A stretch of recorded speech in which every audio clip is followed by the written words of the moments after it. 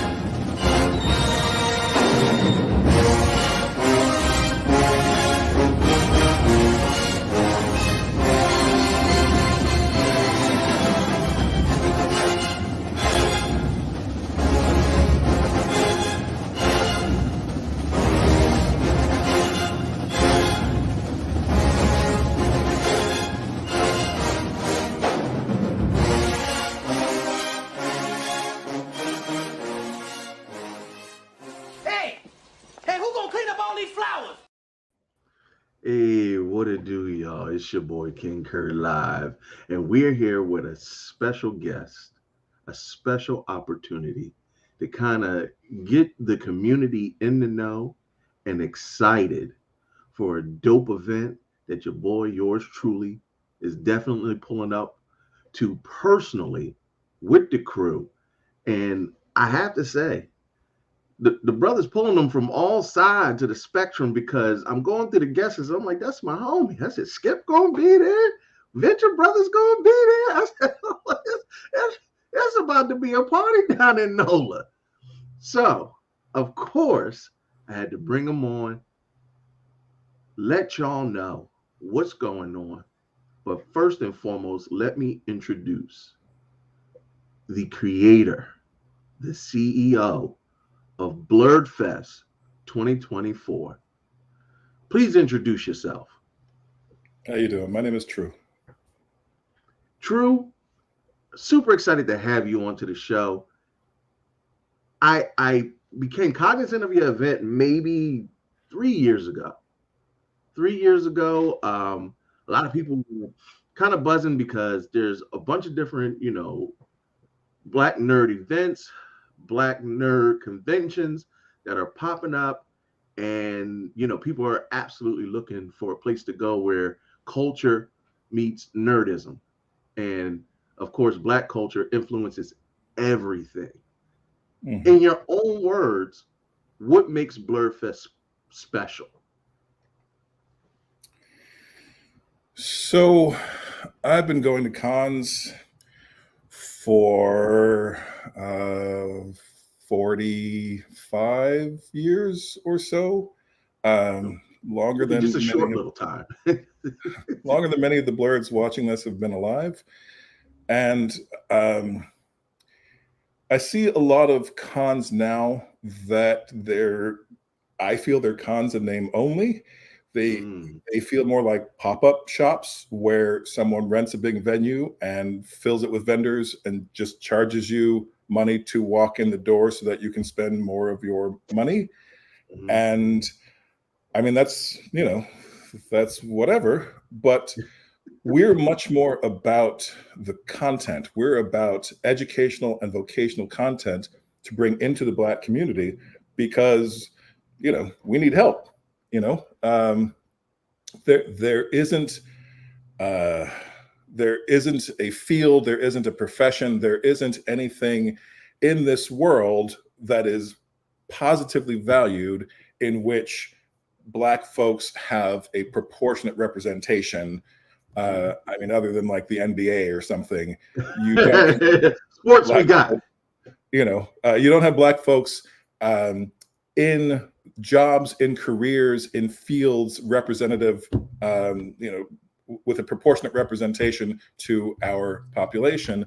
And we're trying to remedy that. We're trying to bring in educational and vocational content into the Black community that people can benefit from by bringing in Black excellence in a lot of Black creative fields. We bring Black film producers and directors and screenwriters and actors and comic book writers and artists and cosplayers and comedians And we're trying to be a hub, at the very least in the Gulf Coast, of this type of Black excellence, so that we can bring those people in to share their experiences. How did they find out about their careers? How did they enter their careers? How did they become the first Black woman to win an Oscar for production design, for example?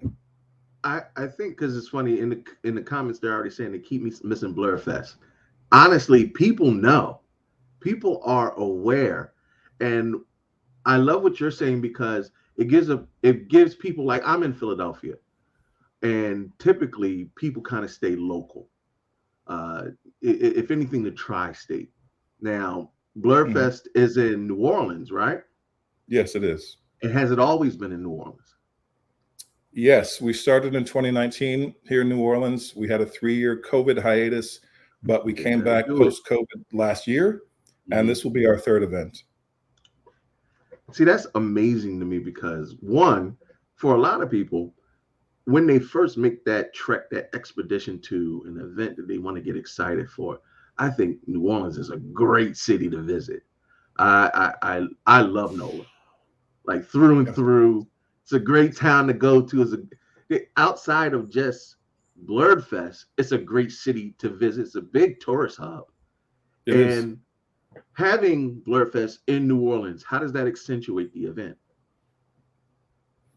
Well, New Orleans is the center for festivals, at least in this country. So I think that we tie into and capitalize on that history and tradition of festivals, because it's like, I think that there is a new movement with Black folks getting into things that, not very long ago, your interest in them would have people saying that you were acting white, or into that crazy stuff that, other people were doing. But Black people don't do that. Yeah. Exactly. But there is a new generation of Black folks that are breaking out of those sort of traditional delineations. And we're trying to incorporate that new movement, but also tying it into the ways in which we have historically expressed ourselves, which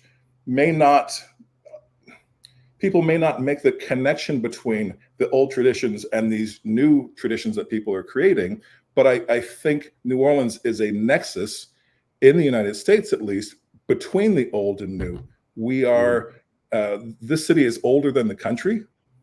It's a city that has been ruled under 3 different colonial powers. It has the strongest African cultural presence in the United States because of its unique history with its enslavers.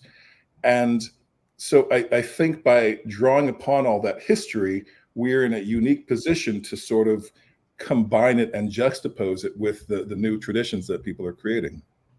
True. I never thought of it like that, but I absolutely see what you mean.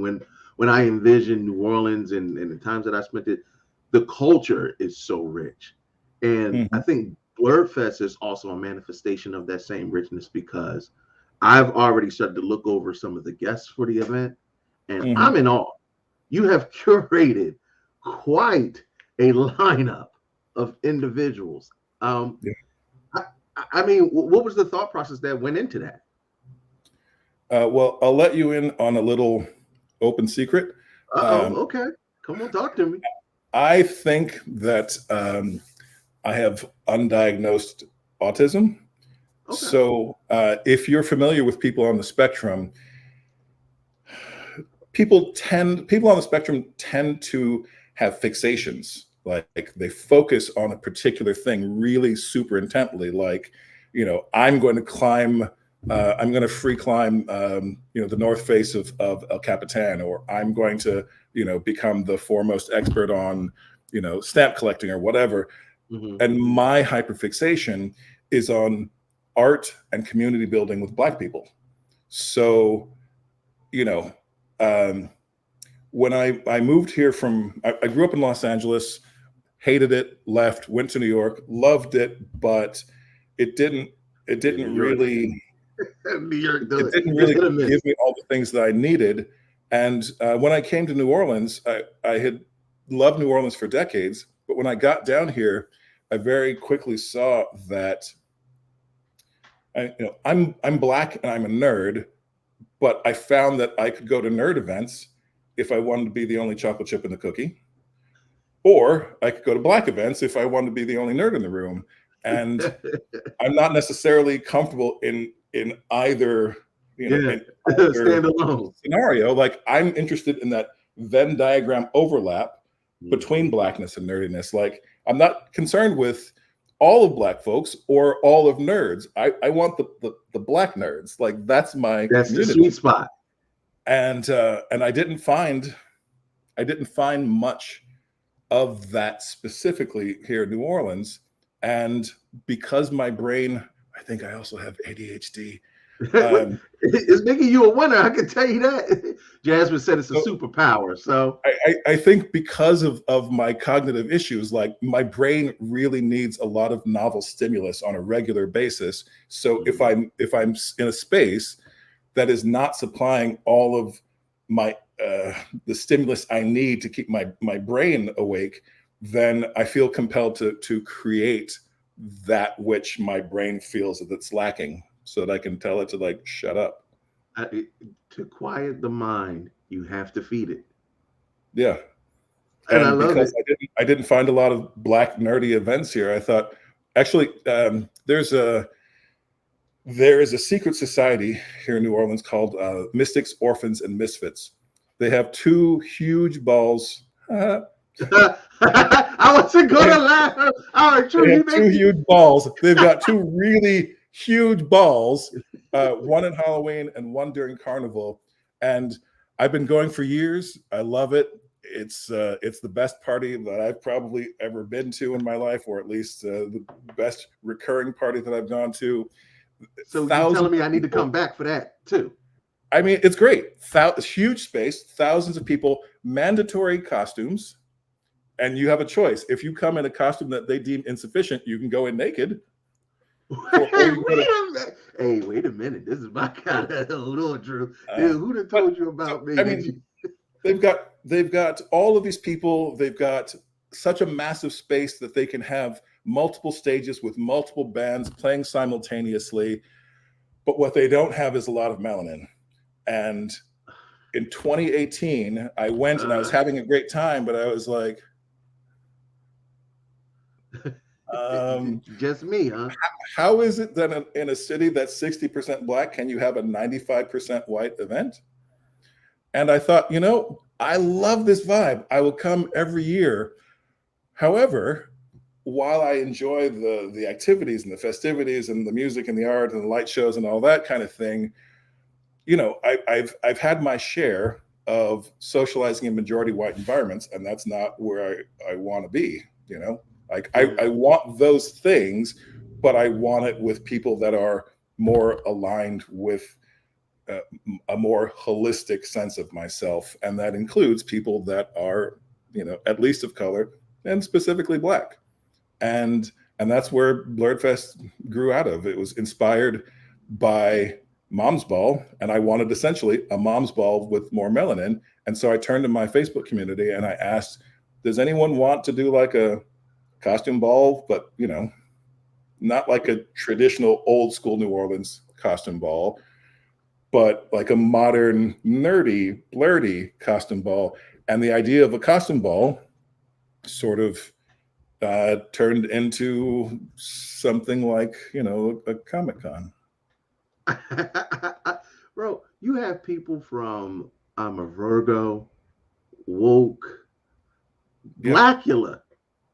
Yeah. Black, like that is culturally in the hard nerd world. Like, I love how you don't just bring in nerds. You bring up nerds of all genre likes, because I'm digging deep in the crates, as bro. said. If you was a DJ, I would have just been like, "Yo, where did he pull that one from?"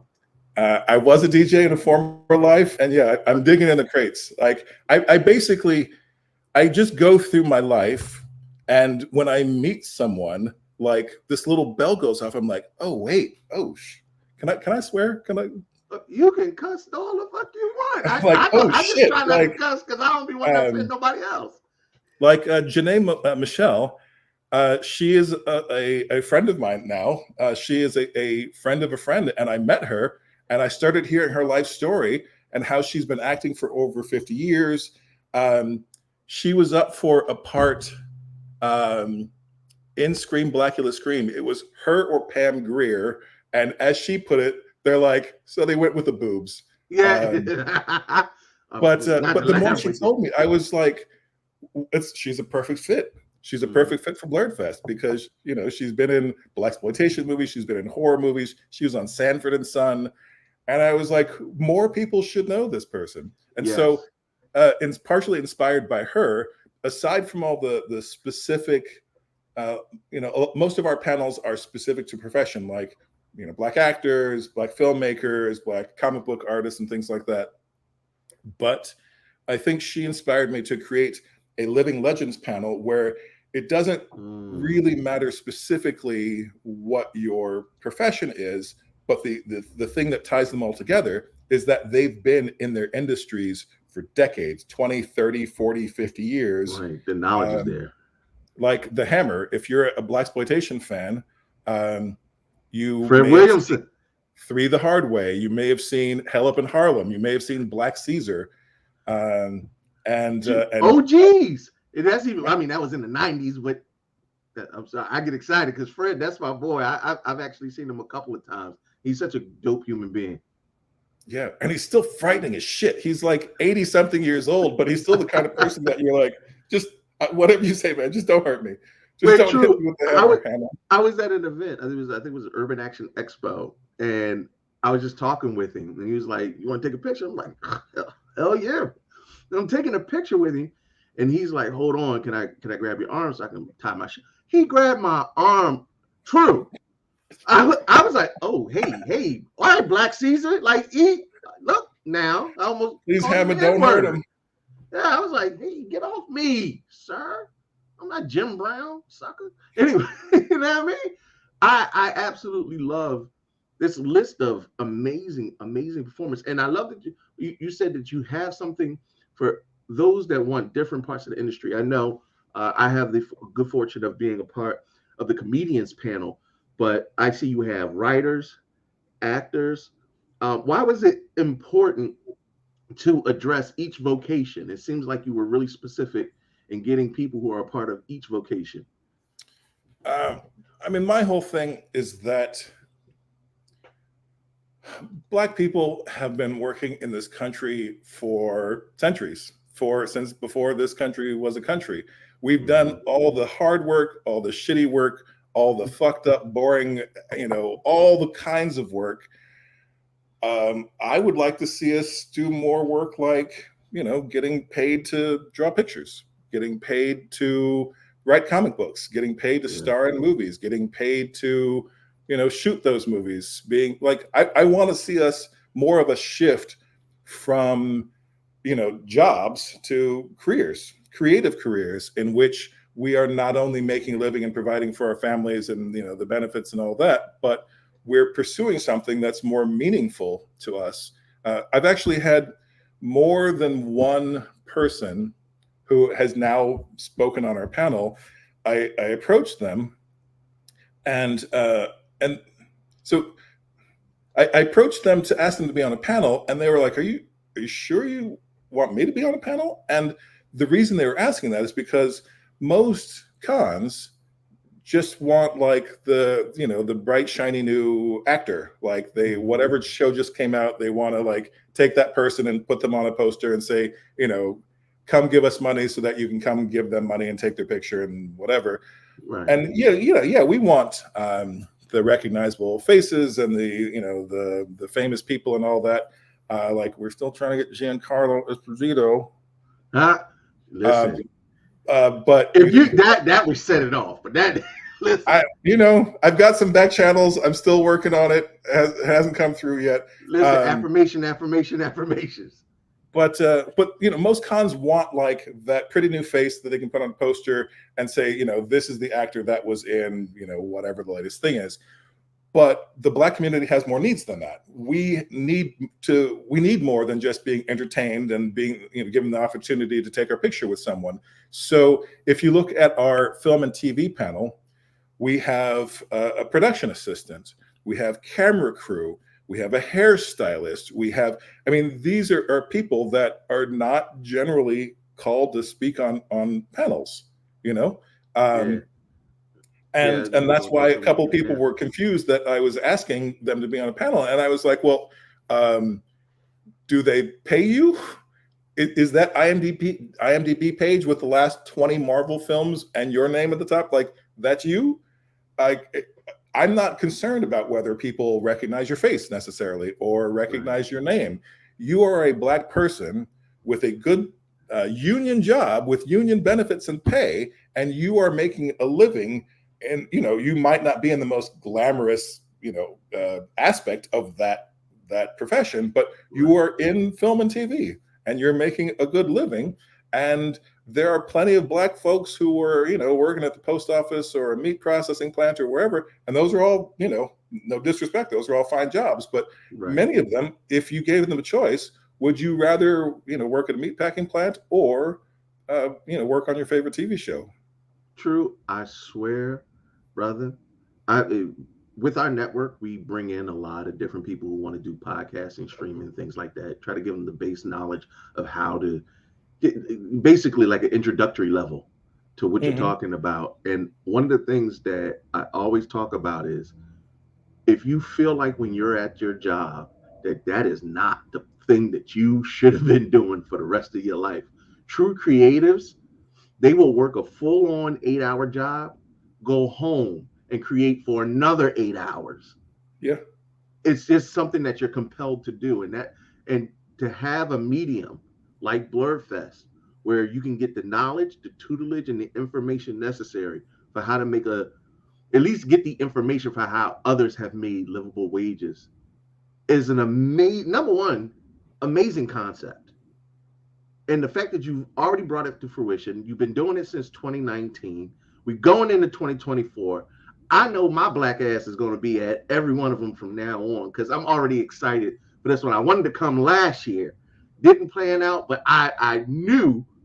Geneva hit me up. She said, "Kurt, do you?" I said, yes, I do. Yes, whatever it is, whatever we need to do. I said, I'm not missing it this time. And for some reason, maybe the stars aligned. Going through the guests, I knew more than half of the cosplayers. The list of stars and vocations, the panels. For you, what's your favorite activity and panel? If I said, hey, True, I only can make it to one, which one would you say is the go-to? Yeah, I got to put you on the spot. Well, I'll say that I know people do like the celebrities and they like, the stars that they can identify from the movies. So our biggest one are the last two we have scheduled, the actors panel and then the living legends, because, people like Wendell Pierce. Everyone knows Wendell Pierce. I'm so either you know him from The Wire or you know him from Treme. If you're old enough, you remember him from roles like in Waiting to Exhale. Oh yeah. So and when I bring up like Wendell Pierce, like people are like, I love Wendell Pierce. So it's like, yeah, we all want to see Wendell Pierce, and and all the other people that we have coming in. But we're also bringing in Black people who have started their own video game companies and have been creating independent Black video games for 30 years. We have people. One of the panels that I'm most excited about. It's a little controversial. I like controversy. I don't think it should be, but it is. So I'm not from New Orleans, as I've mentioned.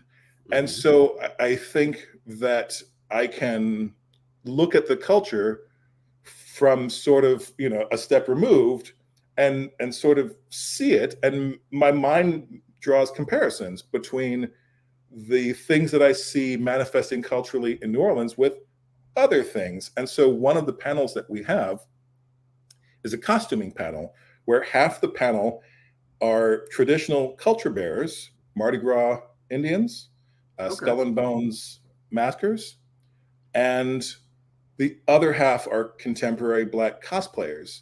And what I want to happen is I would like a discussion about the similarities and differences between those two practices.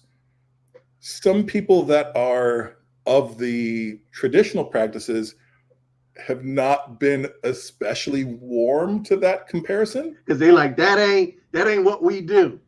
Right. I mean, granted, I understand that there is a very rich, deep spiritual tradition in Mardi Gras Indians, for example.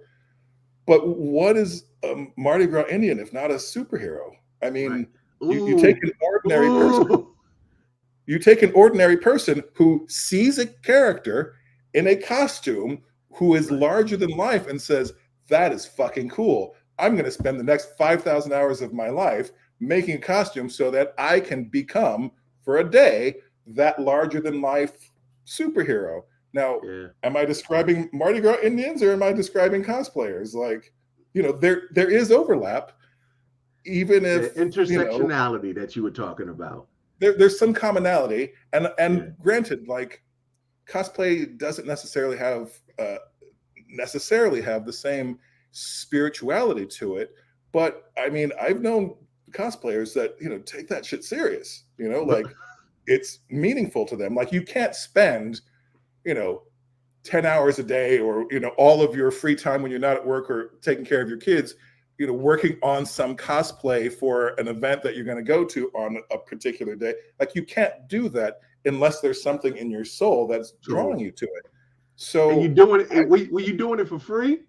Are you doing it out of your own passion and love? Like, there's something drawing you, right? And I don't have the answers. I'm not saying it is this and it is that and they are the same. I'm not saying that they're same.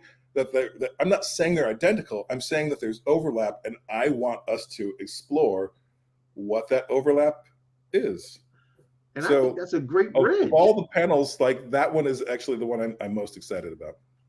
Well, look, I know I'm gonna have to pull up to that one, because I think having that bridge between nerdism, Black culture, and just pop culture in general. Like, you know, when I try to explain to people, everybody's a nerd. They're a nerd about something. I said, if you play fantasy football and you love the NFL and you use statistics to play, I said, you're a D&D group, but just with football. That's your fantasy. You're role playing. You built a fantasy team. That's the same thing my friends do when they do D&D. It's right there in the name. It's a fantasy team. Right? And then, I'm not a nerd. Yes, the fuck you are. Yes, you are. And now, with the advent of Black Fae becoming such a prominent figure in the nerd community, and shout out to Black Fae Day, Jasmine and her team, the way that they have just brought awareness to Black Fae culture. And like you said, the things that back in the day, I was born in '82, you put some elf ears on and some fairy wings and you start running around, you couldn't come to the family reunion like that. Like, yo, like you would either get laughed at, ridiculed, beat up, any number of the two. But now it's so widely accepted, it does starts to breed conversations like the one you're trying to foster. Well, I tell you, the year that you were born, I was going to Horace Mann Junior High School in South Central Los Angeles, a school that I had feared my entire life because all I heard growing up was about how many students had been killed in gang violence.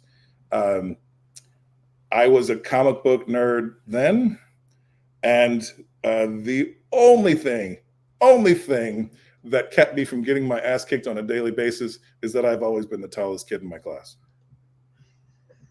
They, no matter how much nerd you may be, you're big enough, they'll think twice. They'll absolutely think twice. So, okay, let's give some people some brass tacks. How much are the tickets, and where exactly is the con going to be held at? Tickets are $25 for 18 plus, $15 for teenagers, free kids 12 and under. We had $5 off Black History Month. You heard it here first. We're extending that into Women's History Month. True. So, wait a minute. Hold the fucking phone. Wait a minute. Hold on now. You telling me, with you extending it into Women's History Month, for $20, I can come to this event and enjoy all this dope ass content for the day? Yeah, I have to admit this. The whole, numbers thing and the financial thing, my brain, that's the kind of thing that my brain kind of dozes off for. So I for the last 30 years of my life, I have been creating community-centered art experiences, and I've been so focused on the content and the creativity and the accessibility that that's what's most important to me. Like, this isn't, I mean, technically this is a business, but it's more like a community service. So I wanted to set the ticket prices low relative to cons that charge, $50, $55, $65, because I want to make it accessible to the widest range of people, because bringing the people in the door is more important to me than making more money off of fewer people. True.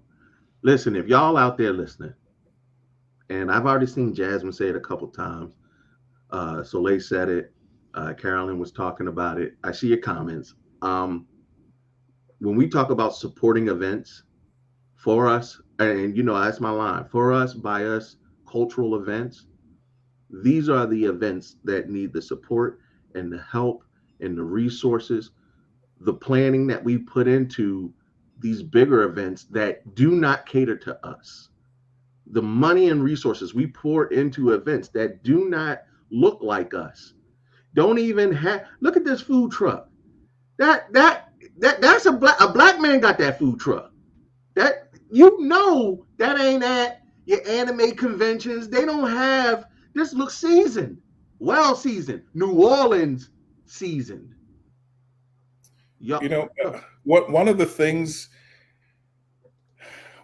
that I've run into more times than I could count is most of the things that I've done over the last 30 years of my life have been specifically for the benefit of the Black community.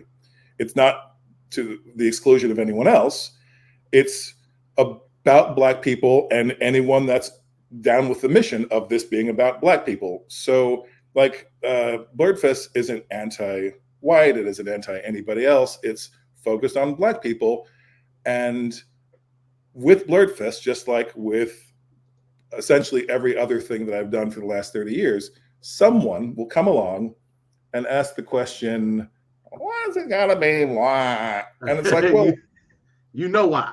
Like, your Comic-Con, it's not going to call itself a white Comic-Con, but when I look at the roster of invited guests and I see that 90% of them are almost identical, square jaw, scruffy haired white men, and then maybe you throw in like a Latino and a woman. I mean, you're not saying you're a white con, but you definitely are. Like, tell me you're a white con without telling me you're a white con. It's like you're showing me by the content that you're programming me that you're not interested in my life experiences. You're not interested in my stories. You're not interested in me, or my community. So, have your thing. I don't, fine. I go to other events. It doesn't have to always be about me. But when I try and make up for that dearth of representation here, and here, it'd be nice if for once I didn't have to hear that. Because you know what? The people coming in the door know why I gotta be Black. God damn it. Listen, I don't know if y'all noticed, and I kind of scanned through it real quick. ASL services are provided. Quiet rooms for sensory overload are being provided. Obviously, EMS services, seasoned food. Honestly, I can tell you right now, the entire HNIC crew, and you know we run about 30 deep, easy.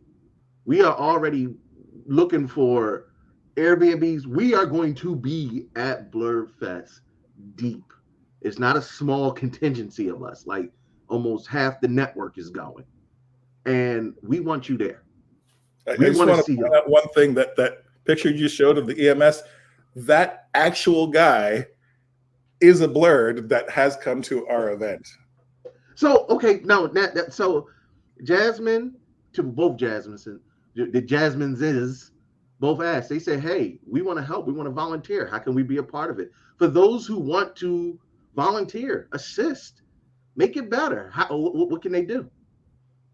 How can BLERDFEST.com has all the information. There's a page called Be Somebody, inspired by the Reverend Jesse Jackson.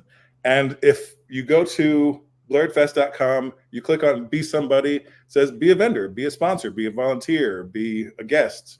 And you can find out how to be done. All the information that you should need should be on that site somewhere. And if it's not, if you have questions that are not on the site, then, you know, my name is True at BLERDFESTNOLA.com.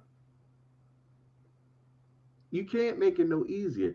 Carolyn's a registered nurse. She already said Black medical personnel. Her thing is Black medical, more Black people in the medical field. So Carolyn, I already know you going. We already know we go. You coming, you definitely coming to NOLA with us. I'm super excited about this event. I'm going to bring up and talk about the specific time and date so that y'all got the information. Look, I'm right on the website. So there's no reason why y'all can't just go to BLERDFESTNOLA.com. Is May 18th, 2024. It's at McDonough 35 High School, 4000 Cadillac Street, NOLA, 70112. The theme, and this is what I wanted to kind of to go out on. You got to talk to me, True. What's up with this theme, man? Myths and legends. Are we supposed to come cosplayed up in our mythical and legendary gear? What's up? I mean, sure. I mean, you don't have to come in cosplay. We have a theme every year that we tie all of the content around. So the first year, our theme was Afrofuturism. In 2020, our theme was mutation. And unfortunately, the mutation turned out to be the COVID virus. Virus. True? Was that y'all? Now, you done talked it up. So basically, it's just a way for us to sort of coalesce our thoughts about a particular topic and then find out how that topic applies to each of these different specific things. So if you go through the panels, for example, you know, myth making is something that has been a part of Black people's history forever, basically. Like, you know, in Africa, we had griots that were passing down not only the history, but were also creating folktales, that were creating myths. So it's a part of the human experience. And so when you think about contemporary fields, like, you know, you're a filmmaker. If you're a filmmaker, you know, you're making contemporary myths. If you're writing books, you're making contemporary myths. If you're a comic book artist. And so the theme is just a way of exploring how this one thing can manifest in all different types of Black creative endeavors. And I have to say, there's one of the really big differences between us and other events like us is that most cons would define a nerd as someone that had a niche interest in horror or anime or superheroes or some kind of, you know, traditional nerdy thing. And that's cool. And that our event encompasses those things. But again, the Black community has more needs than that. So we're not just looking at nerds as something like you like superheroes. We're saying that is part of what we're talking about, but you can also be an archaeologist nerd. You can be an opera singer nerd. You can be a tech nerd. You can be a science nerd. You can be a math nerd. you know, if you look at some of the bios of the guests, like someone on our writing panel, she's on our writing panel because she's writing a book about Marie Laveau, but she's an archaeologist and an anthropologist that specifically studies the history of Black people in New Orleans in the 17 and 1800s. And she may or may not have any interest in superheroes, but she's still a nerd. She's a, you know, she's an archaeology nerd. And so we're trying to make space for Black excellence in a number of different ways that have never been included in something that resembled anything like a Comic-Con. And I love it. And for those that might not be able to see it, 10% of the proceeds of BLERDFEST 2024 are benefiting the Women's and Children's Shelter and Women with a Vision. I love that. Absolutely love that. You have every reason to go get your tickets now. And then I want you to tell 2 people and tell them to come with you. If we coming from all the way up north, tell those 2 people to tell 2 people, and then tell those 2 people. Keep it going. Keep the train. And you know what? I'm going to say it right now. I see who's in the comments. All of us collectively probably have over 1 million followers. Easy. Easy. I'm going to send y'all the promo material for BLERDFEST 2024. And I want us to all set a specific date to mass blast to all our followers to pull up in New Orleans to support this event. Let them know we coming, and that they need to come too. And see, that's what I listen. So Joy already said she's going to buy tickets to donate, and that you can donate too. But advance tickets help us because it gives us an idea of the numbers that we're dealing with. Like, so sooner than later, I'm still creating content for the event, and I'm still reaching out to panelists. Like, if you go through our panels, you'll see that some are pretty full and some don't have any panelists yet. And so we're still constructing all the pieces. We're putting all the pieces together. But, you know, knowing how many people that we can expect, you know, it helps us in the process of fleshing out the event and trying to figure out, you know, how many more panels can we fit, and can we bring in even more people, and, you know. So what you're telling me, True, is a lot of people that had already pre-purchased tickets, it might inspire us to bring in even more content. I'm about to say, so what you're telling me is, Kurt, do this sooner than later. So then let's do it like this. It's Wednesday. I'm gonna hit y'all all up. There's about 20, 30 of y'all in here. And I can see your names. Y'all doing all this talking. I'm gonna put the group chat together. I'm gonna make sure we pick a date this weekend. We're gonna blast it. Because too often do I hear y'all talk to me about, we want to go to different events. We want to support different events like this. Well, here it is. It's right there in front of your face. You asked for it. They've already curated everything, and it's what y'all want to do. We wanted a creative event that helped content creators. I'm not going to badmouth another event, but my thing is, you can go and spend $60, $70 to go to another event where you know they are not going to have any content to teach you how to get to where they are. But here, you actually have people in the fields that you're trying to get into. You know, back in the civil rights era, one of the signs that they would carry outside of, like, the Woolworths that were refusing people access to their lunch counters, they would have signs that said, "Don't shop where you can't work." Ooh. Ooh. That's a tagline. Why continue to give money to people that, you know, yeah, they'll take your money, but, you know, are they looking out for you? Are they concerned? Are they listening to you?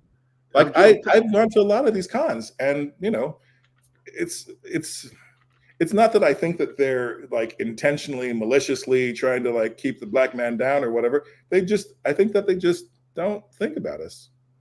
So, Carolyn says I'll continue to go, but, you know, if I wasn't me, and not like it's, you know, it's an either or, but like looking at two cons, one that had, you know, 95% white people in the roster, and one that was a reflection of people that I knew, and with a special emphasis on making sure that there's a strong representation of women. There, you know, we are inclusive. Like we have trans hosts, moderators. We have a youth contingent. One of our panels is specifically it's about Trinity City Comics.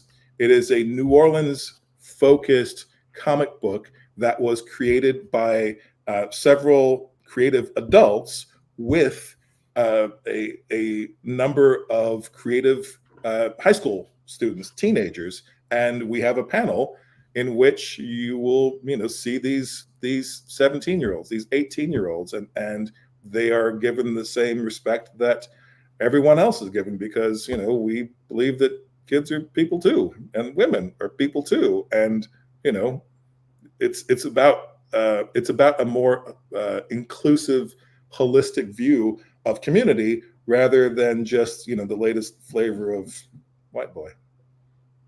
True. You should see these comments. They heading to the airport right now. look, they already planning the excursion. There's going to be a migration. I'm putting it out there right now. If I can't bring me personally 20 people by myself, HNIC will buy 10 tickets if you want to go. If you want to go, DM us. Just send us a DM. As soon as we get a list of 10, we'll put the money up to bring you down with us. To get in, you got to find your own way. And I haven't yet updated the ticket site yet, but I will, right after this interview, I will go and extend our Black History Month $5 discount into our Women's History. I haven't done that because I've been doing 1,001 other BLERDFEST things. But I will do that tonight so that anyone that wants a ticket for the month of March will have a $5 Women's History Month discount. Look, he done already gave you the discount. We're going to put up 10. And I've seen a couple people who said they might not be able to make it, but they want to donate tickets. I want you to do that. I want you to sponsor people to come to BLERDFEST, especially the young people. What I love about BLERDFEST is it's not just for the adult nerd or the mature nerd. This is where we should be sending our kids to learn crafts that isn't just basketball, singing, rapping. Not saying that those things are bad, but come on now. Look, we getting ready to wrap it up. But True, where can people follow and support you on your social medias? We are BLERDFEST NOLA everywhere. BLERDFESTNOLA.com is our site.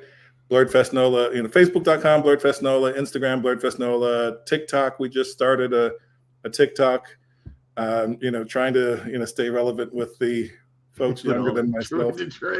I hate that clock app, but you got to do it. Let me tell you one quick anecdote about our very first one in 2019. There was a maybe 14-year-old kid who was asking his mother to bring him to the event, and they didn't buy tickets in advance, and tickets at the door are $5 more. So she was looking at spending $60 for herself and her son to get in. And she was kind of like, I don't know. I don't know anything about this. Is it going to be worth it? And I guess he was convincing. And she bought the 2 tickets. And we had a panel that was, it was a comic book artist. It was a guy who was in charge of global anime for Netflix. So it had this whole panel of Black creatives who made a living doing things like, you know, drawing pictures and anime and things like that. And during the Q&A, she said that up until that panel, she saw the little drawings that her son was doing, the little anime drawings, as just a waste of time. She was like, basically like, put away those childish things and like, you know, grow up and be a man, yeah, you know, whatever. But seeing these Black creative professionals that had decades-long careers doing essentially what her son was into, completely changed her perspective on her son's interests and gave her a newfound respect for what her son was into. And parents, go with the kids, see what it's about, because I hate to say this, I really hate to say this, that 9 to 5 that you were taught to work versus the kid on YouTube who's creating content and making 5 times what you make because they're actually a creative and a personality and people want to watch their content, you may be doing more harm not fostering that creative spirit and putting them just in the same rat race that took your creative spirit away. Got to think about stuff like that when you're out there. Listen, that's a harsh truth. I'm gonna keep it on the upbeat. Look, y'all already know what it is. Head Nurse in Charge is next, right after this interview. But I am so super excited and happy that you made time to sit down with us. We're going to keep this interview on a repeat. We're going to air it once a week, every week until BLERDFEST 2024. So if you missed it this time around and you caught the tail end of it, we're going to keep airing it. Make sure to watch the original stream. Make sure to share this with anybody who wants to know, all right, well, what's all this that we doing for BLERDFEST? Where did it? You can show them this. And then you can let them know what's in store for them come May 18th in NOLA. The Nerd Takeover is coming. There's no reason why. Look, Jazz Fest got all our aunties and unks down there turning up. Black Mardi Gras, the Southern Classic, all the high school, college kids.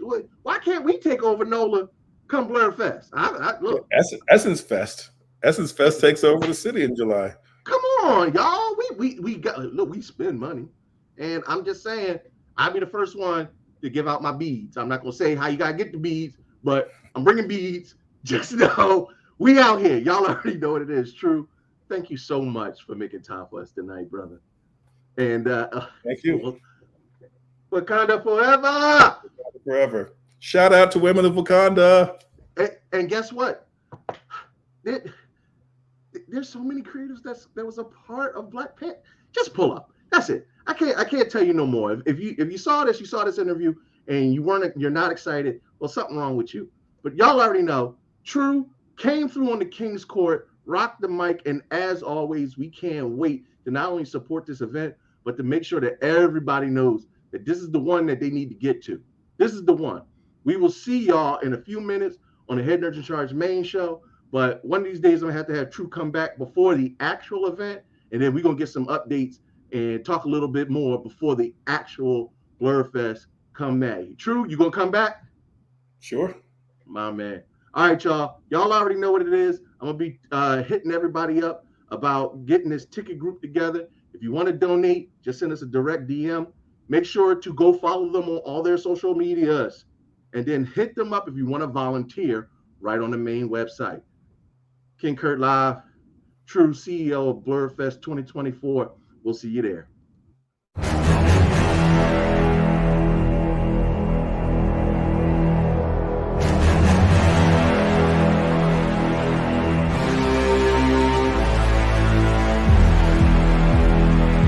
about 2 billion people all over the world that looks like us, but their lives are a lot harder. Wakanda has the tools to liberate them all.